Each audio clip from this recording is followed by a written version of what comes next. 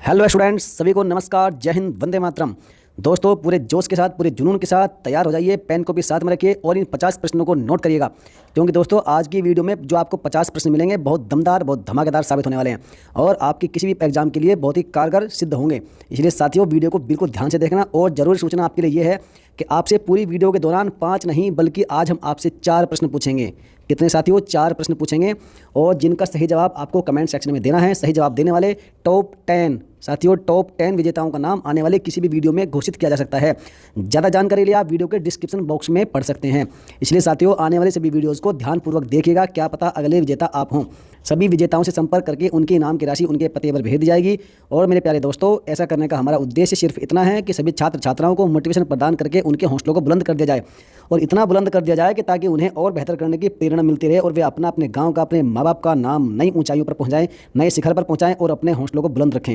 तो चलिए साथियों, आज की इस धमाकेदार वीडियो को शुरू करते हैं। आज का पहला प्रश्न है कि दक्षिण की गंगा किस नदी को कहा जाता है? शारदा, कृष्णा, गोदावरी या फिर कावेरी? साथियों, इन 50 प्रश्नों को नोट जरूर करिएगा, क्योंकि वाकई मोस्ट इंपॉर्टेंट प्रश्न है और हम आपको ये वीडियो फटाफट कवर करेंगे, क्योंकि हम आपका समय बर्बाद बिल्कुल नहीं करेंगे। तो साथियों, इसका राइट आंसर हो जाएगा ऑप्शन नंबर डी, कावेरी नदी। जिस प्रकार से उत्तर भारत की गंगा नदी को पवित्र नदी का दर्जा प्राप्त है, उसी प्रकार से दोस्तों दक्षिण की गंगा भी, जो कावेरी नदी है, यह भी एक पवित्रता के मामले में एक मानी हुई नदी है और दक्षिण की गंगा के नाम से इसे जाना जाता है। याद रखिएगा, मोस्ट इंपॉर्टेंट है। Question number 2, next question.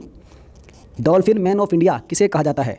बताइए, सुंदरलाल बहुगुणा, रविंद्र कुमार सिन्हा, चंडी प्रसाद भट्ट या फिर doctor Salim Ali?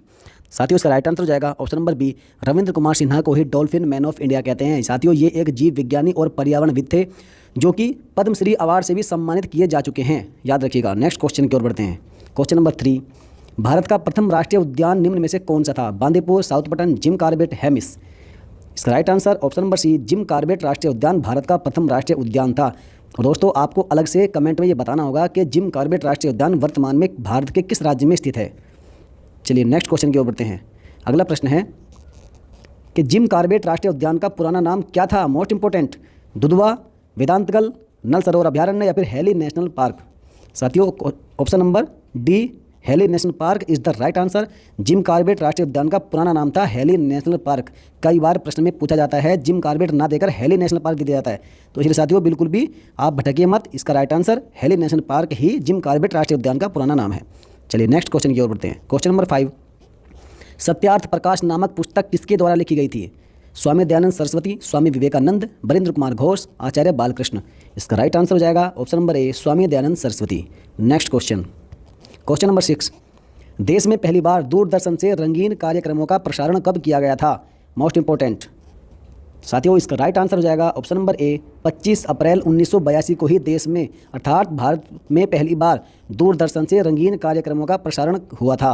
Next question, question number 7, कि भारत का वह प्रथम गांव कौन सा है जिसके निवासियों को सर्वप्रथम आधार कार्ड संख्या प्रदान की गई थी? पतलानिवाड़ी उत्तर प्रदेश, शिकारपुर आंध्र प्रदेश, तित्रोदा उत्तर प्रदेश या फिर तेंभली महाराष्ट्र?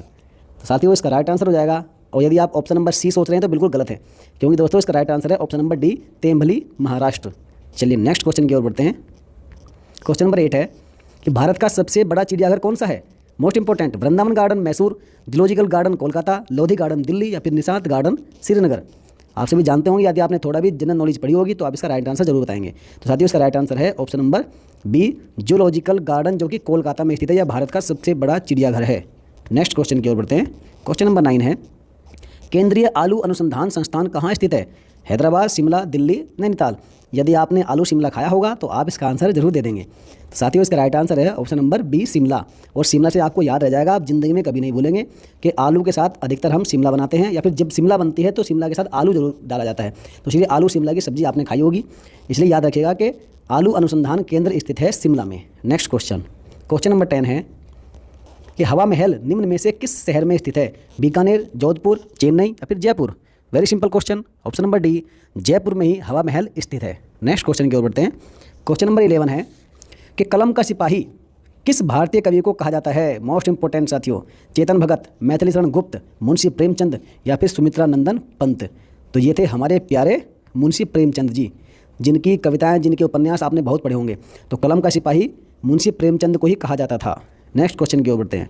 क्वेश्चन नंबर 12 है कि मोहिनी अट्टम और कृष्ण अट्टम किस राज्य के प्रसिद्ध नृत्य हैं? कर्नाटक, तमिलनाडु, केरल या फिर आंध्र प्रदेश? इसका राइट आंसर हो जाएगा option number C, Kerala. Kerala के ही मोहिनीअट्टम और कृष्णाट्टम प्रसिद्ध नृत्य हैं। नेक्स्ट क्वेश्चन की ओर बढ़ते हैं। क्वेश्चन नंबर 13, प्रसिद्ध लीलावती पुस्तक किस विषय से संबंधित है? समाजशास्त्र, गणित, विज्ञान या हिंदी? तो साथियों इसका राइट आंसर है ऑप्शन नंबर बी, गणित। लीलावती पुस्तक गणित से ही संबंधित है। और दोस्तों आप कमेंट में अलग से बताइएगा कि लीलावती पुस्तक को किसने लिखा था। चलिए नेक्स्ट क्वेश्चन। क्वेश्चन नंबर 14 कि BCG का टीका किस रोग की रोकथाम के लिए लगाया जाता है? मोस्ट इंपॉर्टेंट है, आप सबने लगवाया भी होगा। तो साथियों इसका राइट आंसर हो जाएगा ऑप्शन नंबर डी, क्षय रोग। और क्षय रोग को हम कहते हैं TB रोग। तो साथियों BCG का टीका जो कि TB रोग की रोकथाम के लिए लगाया जाता है। नेक्स्ट क्वेश्चन है क्वेश्चन नंबर 15। साथियों हम थोड़ा जल्दी इसलिए कर रहे हैं क्योंकि आपको कम समय में ज़्यादा प्रश्नों को हम कवर करा सकें, इसलिए आपका समय बचेगा। और आप इनको हो सके तो यदि आपको पहली बार में वीडियो समझ में ना आए तो आप वीडियो को दोबारा देखिएगा। आप कम समय में 2 बार वीडियो को देख सकते हैं। क्वेश्चन नंबर 15 है कि संसदीय व्यवहार में शून्यकाल का दखल भारत में कब से प्रारंभ हुआ? दोस्तों मोस्ट इंपॉर्टेंट पॉलिटी का क्वेश्चन है, तो बताइए साथियों। तो ये हुआ था 1962 से। सन 1962 से ही प्रश्नकाल, जो प्रश्नकाल है या प्रश्नकाल के बाद, अर्थात प्रश्नकाल के बाद का जो समय होता है साथियों उसी को हम शून्यकाल कहते हैं। और इसका समय 12 बजे से लेकर 1 बजे तक होता है। दोपहर 12 बजे आरंभ होने के कारण ही इसका नाम दिया गया शून्यकाल, अर्थात 0 आवर। याद रखिएगा 0 आवर का जो दखल है, 0 आवर की शुरुआत है वह भारत में सन 1962 से शुरुआत हुई थी। मोस्ट इंपॉर्टेंट क्वेश्चन है। आगे चलिए क्वेश्चन नंबर 16। लोकनायक के नाम से निम्न में से कौन जाने जाते हैं? गोपाल हरि देशमुख, जयप्रकाश नारायण, पंडित दीननाथ दयाल या फिर किरण देसाई? इसका राइट आंसर है option number B, Jayaprakash Narayan को ही लोकनायक कहते थे। और यदि गोपाल हरि देशमुख की बात करें तो साथियों इन्हें हम लोकहितवादी कहते थे। लोकहितवादी और ये थे लोकहितवादी और ये थे लोकनायक, ये याद रखिएगा, कई बार कन्फ्यूजन हो जाता है। नेक्स्ट क्वेश्चन नंबर 17 है कि सन 1962 में चीन के विरुद्ध युद्ध के आरंभ में भारतीय रक्षा मंत्री कौन थे? दोस्तों ऐसे ही प्रश्नों को घुमाकर पूछा भी जाता है। यशवंतराव चौहान, कृष्ण मेनन, स्वर्ण सिंह या फिर मोरारजी देसाई? तो इसका राइट आंसर हो जाएगा option number B, Krishna Menon. और कृष्ण मेनन के बाद 1962 से 1967 तक जो भारतीय रक्षा मंत्री थे वो रहे थे यशवंतराव चौहान, याद रखिएगा। नेक्स्ट क्वेश्चन की ओर बढ़ते हैं। क्वेश्चन नंबर 18 है कि ओंग जनजाति किस राज्य से संबंधित है? उड़ीसा, पश्चिम बंगाल, अरुणाचल प्रदेश या फिर सिक्किम? तो इसका राइट आंसर हो जाएगा ऑप्शन नंबर ए, ओंग जनजाति उड़ीसा में पाई जाती है। नेक्स्ट क्वेश्चन की ओर बढ़ते हैं। क्वेश्चन नंबर 19 कि अन्नपूर्णा पर्वत शिखर किस देश में स्थित है? चीन, नेपाल, भारत या फिर भूटान? तो वेरी सिंपल क्वेश्चन है, ऑप्शन नंबर बी, नेपाल में ही स्थित है अन्नपूर्णा पर्वत शिखर। नेक्स्ट क्वेश्चन नंबर 20 कि उत्तर प्रदेश के किस जनपद में गोविंद बल्लभ पंत सागर झील स्थित है? गोरखपुर, सोनभद्र, अलीगढ़ या फिर बलिया? तो इसका राइट आंसर है option number B, Sonbhadra. Next question number 21 Bharat का कौन सा राज्य टाइगर राज्य के रूप में माना जाता है? उत्तर प्रदेश, मध्य प्रदेश, गुजरात या फिर कर्नाटक? इसका राइट आंसर हो जाएगा option number B, Madhya Pradesh. Madhya Pradesh को ही भारत का टाइगर राज्य माना जाता है। नेक्स्ट क्वेश्चन नंबर 22 राष्ट्रीय मानव संग्रहालय कहाँ स्थित है? मोस्ट इंपॉर्टेंट क्वेश्चन साथियों, इन सभी प्रश्नों को नोट जरूर करिएगा। इलाहाबाद, कानपुर, गुड़गांव, भोपाल? यदि आप नोट नहीं करेंगे तो आपको वीडियो को बार बार देखना पड़ेगा, 2-3 बार देखेंगे तो आपको याद हो जाएंगे साथियों। इसका राइट आंसर हो जाएगा ऑप्शन नंबर डी, भोपाल में स्थित है राष्ट्रीय मानव संग्रहालय है। चलिए नेक्स्ट क्वेश्चन नंबर 23 कि पृथ्वीराज चौहान के दरबारी कवि चंद्रवरदाई ने पृथ्वीराज रासो किस भाषा में लिखा था? ब्रज भाषा, अवधी, खड़ी हिंदी या फिर संस्कृत? इसका राइट आंसर हो जाएगा ऑप्शन नंबर ए, ब्रज भाषा। साथियों चंद्रवरदाई ने पृथ्वीराज रासो ब्रज भाषा में ही लिखी थी, याद रखिएगा, कई बार पूछा जाता है। चलिए नेक्स्ट क्वेश्चन की ओर बढ़ते हैं। क्वेश्चन नंबर 24 है कि स्वर्ण कमल पुरस्कार किस क्षेत्र में दिया जाता है? सिनेमा, साहित्य, खेल या फिर समाज? इसका राइट आंसर है ऑप्शन नंबर ए, सिनेमा के क्षेत्र में दिया जाता है स्वर्ण कमल पुरस्कार, याद रखिएगा। नेक्स्ट क्वेश्चन की ओर बढ़ते हैं। अगला प्रश्न है कि भारत के किस राज्य में महिलाओं की जीवन प्रत्याशा सबसे अधिक है? मोस्ट इंपॉर्टेंट, तमिलनाडु, गुजरात, केरल या फिर महाराष्ट्र? आप ऑप्शन देखकर समझ गए होंगे साथियों कि भारत के केरल राज्य में ही जो महिला और पुरुषों का अनुपात है वह सबसे अधिक केरल में है। केरल की जो एजुकेशन है वो भी सबसे उत्तम दर्जे की मानी जाती है भारत में। और साथियों महिलाओं की जीवन प्रत्याशा भी सबसे अधिक केरल में ही है। चलिए नेक्स्ट क्वेश्चन की ओर बढ़ते हैं। क्वेश्चन नंबर 26 है कि भारतीय राष्ट्रीय कांग्रेस के पहले मुस्लिम अध्यक्ष कौन थे? दोस्तों आप सभी प्रश्नों को देखिएगा, सारे प्रश्न एक से एक बढ़ के लाजवाब हैं। बताइए इसका भी राइट आंसर क्या हो सकता है? तो साथियों इसका राइट आंसर हो जाएगा ऑप्शन नंबर ए, बदरुद्दीन तैयबजी भारतीय राष्ट्रीय कांग्रेस के पहले मुस्लिम अध्यक्ष थे।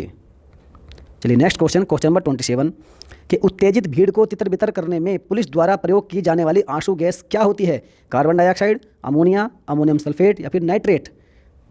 दोस्तों कितनी बार ये प्रश्न आपके सामने आया होगा और आपने अक्सर देखा होगा पुलिस को या फिर जो आर्मी को जब उत्तेजित भीड़ हो जाती है तो उसके सामने या उसके उनको तितर बितर करने के लिए, उनको भगाने के लिए कौन से आंसू गैस प्रयोग की जाती है? तो साथियों इसका राइट आंसर हो जाएगा option number B, ammonia. Ammonia का प्रयोग किया जाता है भीड़ को तितर बितर करने के लिए। चलिए नेक्स्ट क्वेश्चन की ओर बढ़ते हैं। क्वेश्चन नंबर 28 है कि प्रेमचंद के किस उपन्यास को कृषक जीवन का महाकाव्य कहा जाता है? मोस्ट इंपॉर्टेंट साथियों, मैं प्रश्नों की क्या बात करूं, सारे प्रश्न एक से एक बढ़कर लाजवाब है। सब प्रश्न अपने आप में एक दमदार प्रश्न है। निर्मला, गबन, गोदान या फिर हमशबाब? तो दोस्तों इसका राइट आंसर हो जाएगा ऑप्शन नंबर सी, गोदान। गोदान को ही प्रेमचंद के कृषक जीवन का महाकाव्य कहा जाता है। नेक्स्ट क्वेश्चन की ओर बढ़ते हैं। क्वेश्चन नंबर 29 है कि सांख्य दर्शन का संस्थापक किसे माना जाता है? महर्षि गौतम, महर्षि पतंजलि, महर्षि कणाद या फिर कपिल मुनि? साथियों option number D is the right answer, Kapil मुनि। सांख्य दर्शन का संस्थापक माना जाता है कपिल मुनि को। नेक्स्ट क्वेश्चन की ओर बढ़ते हैं। Question number 30, cricket my style पुस्तक के लेखक कौन है? अभी साथियों पिछले वर्ष ये प्रश्न पूछा गया था, बताइए इसका राइट आंसर क्या हो सकता है? सौरभ गांगुली, कपिल देव, सुनील गावस्कर या फिर सचिन तेंदुलकर? साथियों इसका राइट आंसर हो जाएगा option number B, Kapil Dev is the right answer. Next question, question number 31, Harappa को ऋग्वेद में क्या कहा गया है? हरियूपिया, साकेत, हरमंदिर या फिर हड़पनगर? इसका राइट आंसर हो जाएगा option number A, Hariyupiya. Next question, question number 32, Charak Samhita किस विषय से संबंधित है? युद्ध नेतृत्व के, साहित्य से, चिकित्सा से या फिर समाजशास्त्र से? साथियों कोई भी इस प्रश्न का जवाब बड़ी आसानी से दे सकता है। इसका राइट आंसर है ऑप्शन नंबर सी कि चरक संहिता चिकित्सा से संबंधित है। नेक्स्ट क्वेश्चन, क्वेश्चन नंबर 33, राष्ट्रीय शिल्पी पुरस्कार कौन सा विभाग प्रदान करता है? मोस्ट इंपोर्टेंट बताइए, श्रम एवं रोजगार मंत्रालय, कपड़ा मंत्रालय, स्वास्थ्य मंत्रालय या फिर शिक्षा मंत्रालय? इसका राइट आंसर हो जाएगा ऑप्शन नंबर बी, कपड़ा मंत्रालय ही विभाग जारी करता है राष्ट्रीय शिल्पी पुरस्कार। नेक्स्ट क्वेश्चन, क्वेश्चन नंबर 34 कि पुष्टि मार्ग किसने प्रतिपादित किया था? पद्मनाभन ने, माधवाचार्य ने, शंकराचार्य ने या फिर वल्लभाचार्य ने? इसका राइट आंसर है ऑप्शन नंबर डी, वल्लभाचार्य ने। नेक्स्ट क्वेश्चन, क्वेश्चन नंबर 35 कि भारत का कौन सा पहाड़ी राज्य केसर के सबसे बड़ा उत्पादक राज्य है?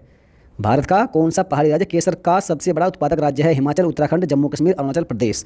इसका राइट आंसर है option number C, Jammu Kashmir. Next question, question number 36, Rameswaram को भारत के मुख्य भूमि से कौन सा जलमार्ग अलग करता है? Most important question, 19 degree channel, 38 degree channel, 10 degree channel या फिर पंबन चैनल?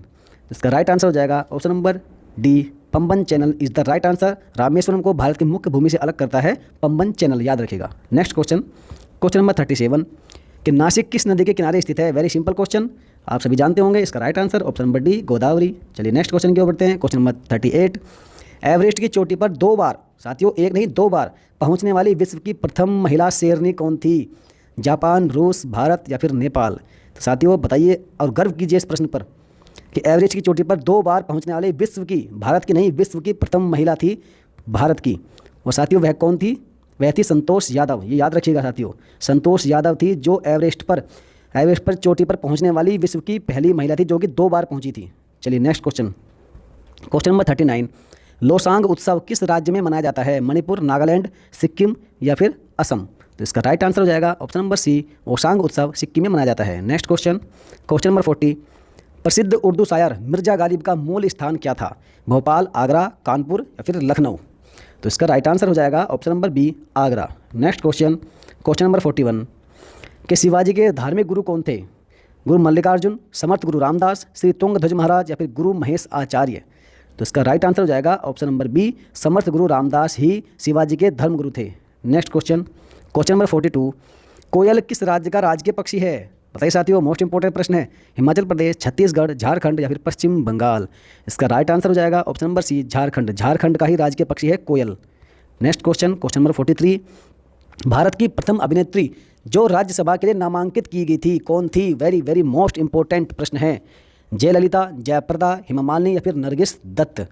बताइए साथियों इसका राइट आंसर क्या हो सकता है? इसका राइट आंसर हो जाएगा option number D, Nargis Dutt. Nargis Dutt ही थी जो भारत की प्रथम अभिनेत्री भी थी और राज्यसभा के लिए नामांकित भी की गई थी। Next question, question number 44, Bharat के कौन से प्रधानमंत्री सबसे कम समय तक पद पर आसीन रहे थे? चौधरी चरण सिंह, गुलजारी लाल नंदा, बीपी सिंह या फिर चंद्रशेखर? तो इसका राइट आंसर हो जाएगा ऑप्शन नंबर ए, चौधरी चरण सिंह। और साथियों याद रखिएगा कि ये 28 जुलाई 1979 से, कब से? 28 जुलाई 1979 से।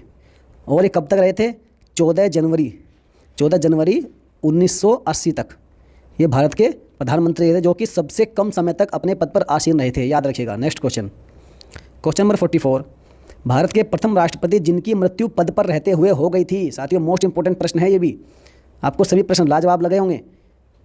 साथियों इसका राइट आंसर हो जाएगा option number D, Zakir Hussain. Doctor Zakir Hussain Bharat के ऐसे प्रथम राष्ट्रपति थे जिनकी मृत्यु उनके पद पर रहते हुए हुई थी। याद रखिएगा। नेक्स्ट क्वेश्चन, क्वेश्चन नंबर 46, नौसेना का दक्षिणी कमान कहाँ स्थित है? अन्नामलाई, चेन्नई, तिरुवनंतपुरम या फिर कोचीन? इसका right answer option number D, Cochin. Next question, question number 47, भारतीय जनसंघ के प्रथम अध्यक्ष कौन थे? डॉक्टर श्यामा प्रसाद मुखर्जी, जयप्रकाश नारायण, श्याम सुंदर दास, उपरोक्त में से कोई नहीं।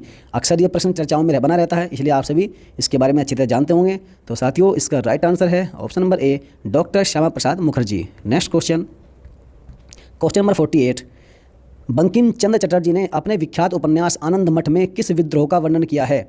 मेरठ विद्रोह, पावना विद्रोह, मालाबार विद्रोह या फिर सन्यासी विद्रोह? वेरी वेरी मोस्ट इंपॉर्टेंट प्रश्न है।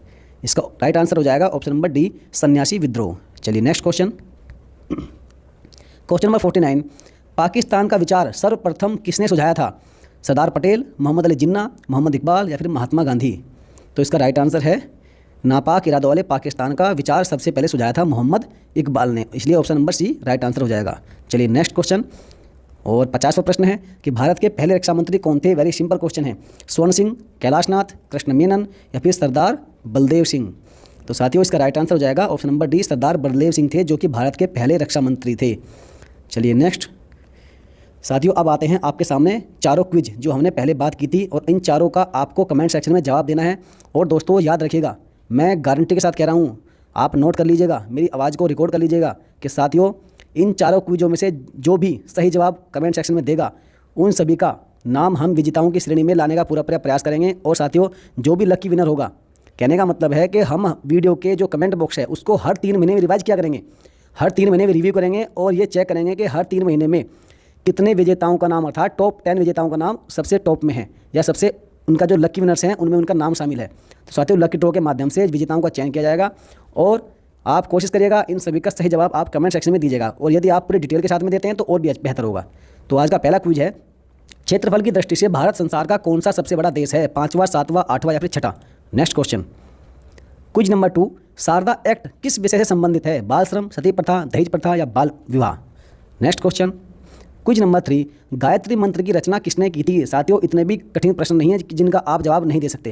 और दोस्तों मेरी आपसे विशेष गुजारिश है, रिक्वेस्ट है कि यदि आप बिना गूगल में सर्च किए, बिना फाइंड किए इनका नंबर यदि अपने दिमाग से देते हैं इनका आंसर, तो साथियों बहुत ही अच्छा होगा, बेहतर होगा, आपकी नॉलेज तो बढ़ेगी। साथियों आप प्राइज के चक्कर में बिल्कुल भी आप सर्च करके मत दीजिएगा जवाब, कोशिश करिएगा आप